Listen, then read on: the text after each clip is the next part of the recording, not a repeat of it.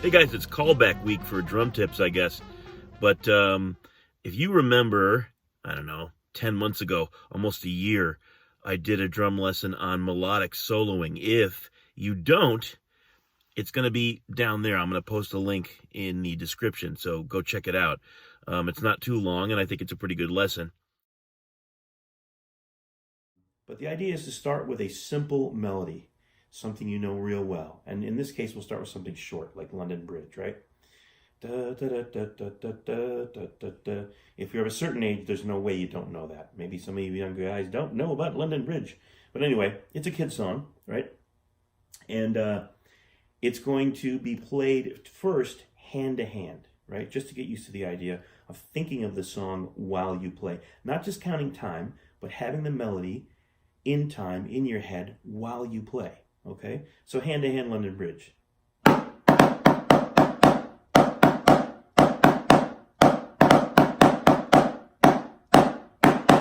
Hopefully you could hear that, right? You could hear the London Bridge coming out there.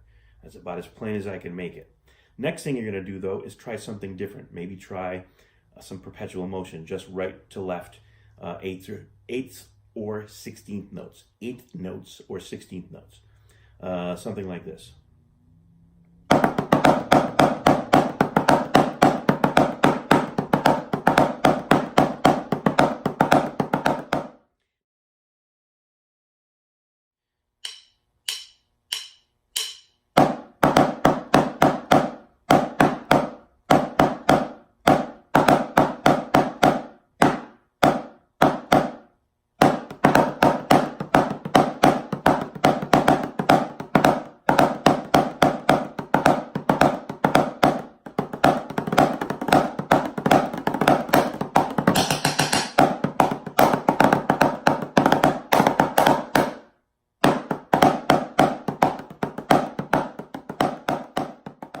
But I happened to be finding some drum videos today, and I found some information that shed some more light on the concept from a master. So if you're not familiar with Elvin Jones, get hip to him. So much great work. But he was probably most famously John Coltrane's drummer, but he's done lots of awesome stuff and had a great solo career as well. This clip goes back to probably the 1970s.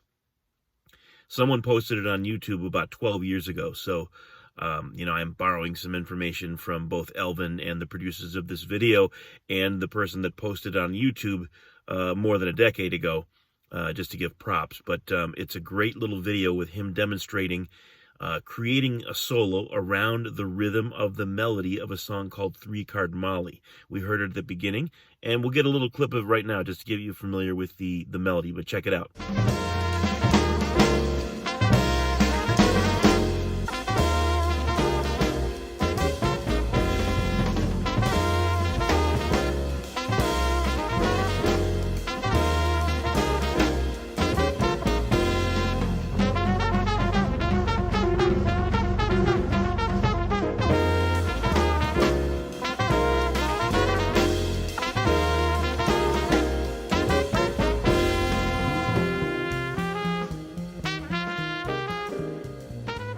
Okay, so that's the melody, the head, the A and B section of Three Card Molly. Now, you're going to hear him demonstrate how he would create a solo around that by playing melodically, thinking of the melody and the form, just like we talked about in that lesson. So once again, we have a concrete example of a master, not me, but someone else who really knows what they're talking about and has a serious approach here, demonstrating how they create a melodic drum solo rather than a chops-based drum solo. So check out Elvin. This is great. Could you just show me a little bit how you would take the theme of Three Card Molly and develop that into a drum solo? First of all, we're dealing with a very uncomplicated form, which is a sort of a combination of blues and standard form. So, if we understand the melody, then we can understand how the melody or that rhythmic phrase can be developed. So, the melody being in terms of rhythm.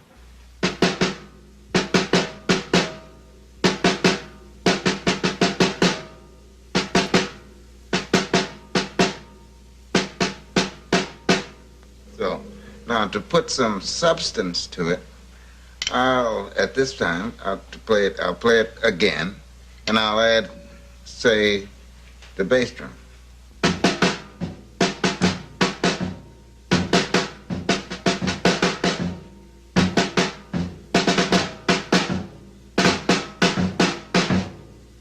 All right. To give it a little more emphasis, I'm going to add the hi-hat to that.